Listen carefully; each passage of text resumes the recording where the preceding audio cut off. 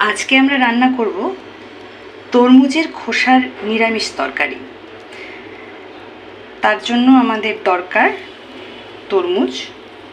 তরমুজের এখন এই গরমকাল প্রচুর তরমুজ আসে বাড়িতে, আর সেগুলো সবুজ খোসাটা ছাড়িয়ে আর যে অংশটা আমরা খাই অর্থাৎ লাল অংশটাকে সেটাকে সরিয়ে রেখে এই সাদা অংশটা দিয়ে একটা নিরামিষ তরকারি করব। আপনারা চাইলে নিরামিষ কেন আমিষ তরকারিও তৈরি করতে পারেন, সেটা কিভাবে সেটাও বলে দেব। সাথে আমরা নিয়েছি কিছু আলুর টুকরো। তরমুজের সাথে আলুর টুকরো কিন্তু দারুণ যায়। দেখে নিই তাহলে কিভাবে আমরা রান্নাটা শুরু করব। কড়াইটা গরমে বসিয়েছিলাম, গরম হয়ে গেছে। আমি এখন দিয়ে দেব খানিকটা সরষের তেল।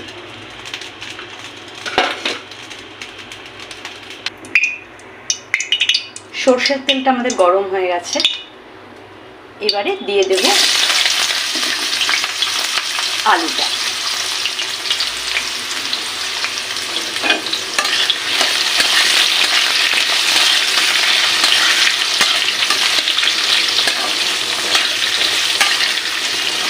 আলুটা একটু ভাজা ভাজা হয়ে যাক,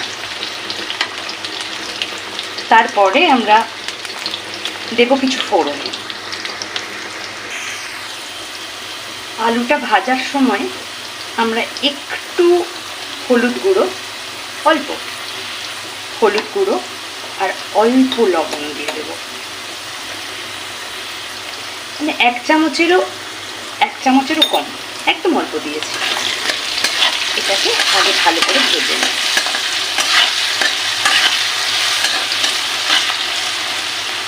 মশলাটা আপনাদের দেখিয়ে রাখি।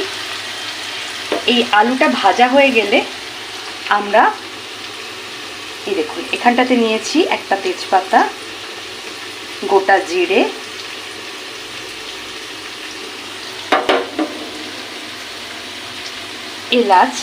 এলাচটাকে আমি একটু ফাটিয়ে নিয়েছি, 4টে লবঙ্গ আর একটু দারচিনি।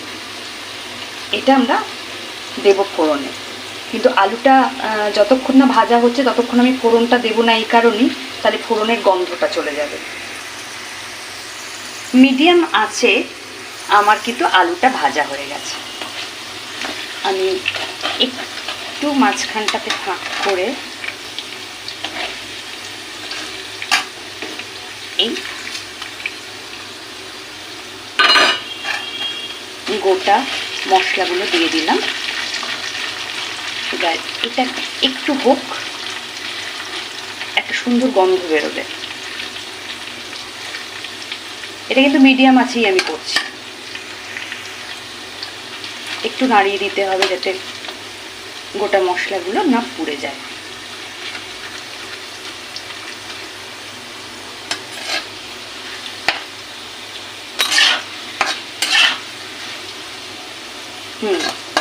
একটা গন্ধ আসতে শুরু করেছে। এইবার আমাদের কেটে রাখা যে তরমুজের খোসাগুলো সেগুলো এবার আমরা দিয়ে দেব।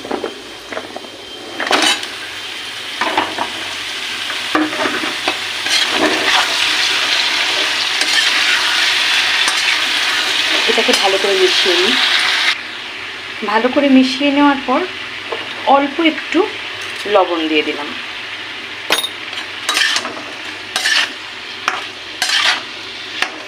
এবার ঢাকনাটা দেব।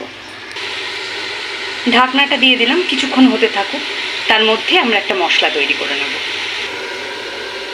মশলার মধ্যে আমরা নিয়েছি জিরের গুঁড়ো 2 চামচ, ধনের গুঁড়ো 1.5 চামচ, হলুদ দেখছেন পরিমাণ মতন, এটা হচ্ছে কাশ্মীরি মির্চ, আর এটা হচ্ছে শুকনো লঙ্কার গুঁড়ো আর কাঁচা লঙ্কা। এগুলোকে আমরা একসাথে এই বাটিটার মধ্যে মিশিয়ে নেব। সবগুলো একসাথে নিয়ে খানিকটা জল দিয়ে তাকে মিশিয়ে নিচ্ছি।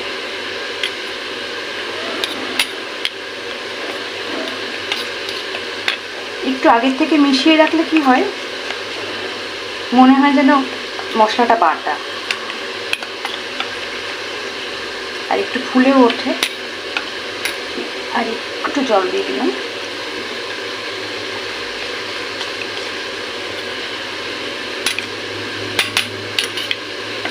এই মশলাটা আমাদের রেডি। আচ্ছা, এখানটাতে কিন্তু এখনো এটা ঢাকা দেওয়াই আছে। ঢাকাটা সরিয়ে নিয়ে একটু নাড়িয়ে দিলাম।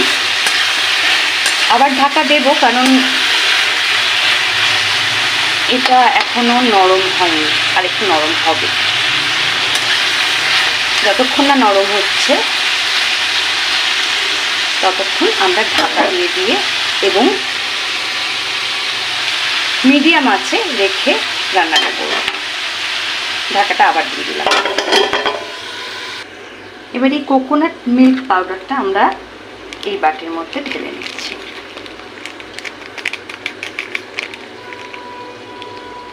পুরোটা লাগবে না আমাদের, আমরা যে পরিমাণে নিয়েছিলাম, মানে যে পরিমাণে আমরা সবজিটা করছি সেই পরিমাণের, মানে এখানে ধরুন আমার এই চামচের 1.5 চামচের মতন আছে। দেখুন আমি যা নিয়েছি, হ্যাঁ হয়ে যাবে। আর বাদ বাকিটা আবার আমার পরে কাজে লাগবে। এটাকে এবার আমি একটু জল দিয়ে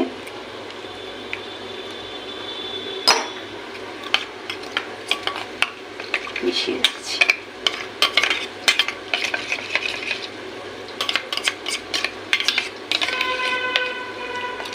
দেখুন নারকেলের দুধটা খুব সুন্দরভাবে মিশিয়ে দেবেন, যেন কোনো লাম্প না থাকে।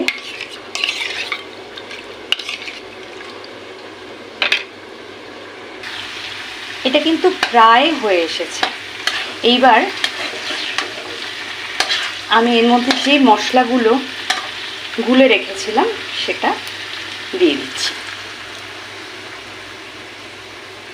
একটু রয়েছে,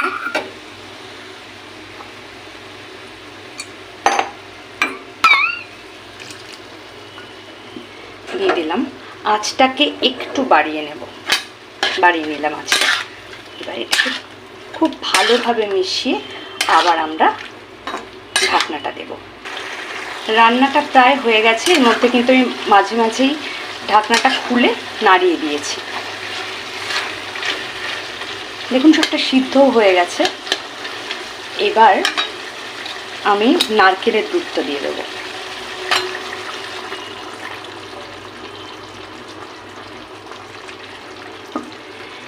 এর মধ্যে বলছিলাম না যেটাকে আমিষ করেও রান্না করা যায়, তো আমিষ করে রান্না করতে হলে এখন আর কিন্তু আমরা ঢাকনাটা দেবো না। হ্যাঁ, আমিষ করে যদি আপনারা করতে চান তাহলে এর মধ্যে চিংড়ি মাছ দিতে পারেন। চিংড়ি মাছ, ছোট চিংড়ি মাছ বাড়িতে এনে ছাড়িয়ে একটু ভিনিগার অথবা অল্প লেবুর রস দিয়ে খানিকক্ষণ ভিজিয়ে রাখুন। তারপরে সেটাকে জলের মধ্যে অল্প জল দিয়ে কড়াইতে তার মধ্যে চিংড়ি মাছটা দিয়ে একটু সিদ্ধ করে নেবেন, বা চিংড়ি মাছ থেকেও জল বেরোয় অনেক সময়, সেটা দিয়ে আপনারা সিদ্ধ করে নেবেন। নিয়ে যখন এই তরকারিটা হয়ে আসবে, আর খানিকক্ষণ বাদে এই তরকারিটা হয়ে যাবে, হয়ে যাওয়ার পরে তারপর আপনারা চিংড়ি মাছটা দিয়ে দেবেন। দিয়ে খানিকক্ষণ নাড়িয়ে তারপরে আমরা কিন্তু ঘি দেব। আর নিরামিষ তরকারিতে ঘি কিন্তু ভীষণ ভালো যায়। আর নিরামিষ তরকারিতে আরেকটা জিনিস দিতেই হয়, সেটা হচ্ছে একটু মিষ্টি। আপনারা আপনাদের স্বাদ অনুযায়ী একটু চিনি অথবা গুড় মিশিয়ে নিতে পারেন। অনেকে রান্নায় গুড় খেতে পছন্দ করেন, তারা গুড় ব্যবহার করবেন। যারা চিনি দিতে চান তারা চিনি দেবেন অল্প করে দিয়ে। এর থেকে তেল ছাড়তে যতক্ষণ, তেলটা ছাড়া হয়ে গেলে, এর থেকে যখন তেলটা ভেসে উঠবে তখন বুঝবো আমাদের রান্না কমপ্লিট। আমাদের রান্না হয়ে গেছে। এবার উপর থেকে 1 চামচ ঘি ছড়িয়ে দিলাম। আমি একটু বেশি ছড়াই, কারণ আমি একটু ঘিটা খেতে পছন্দ করি, তাই আমি একটু বেশি দিলাম। আর যেহেতু নিরামিষ তরকারি,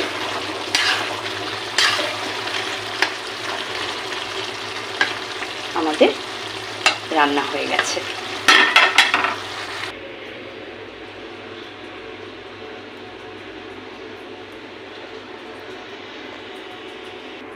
রান্নাটা একবার করে দেখবেন বন্ধুরা, ভালো লাগবে কিন্তু। আর এরকম অনেক ফেলে দেওয়া জিনিস দিয়ে অনেক ভালো ভালো রান্না করা যায়।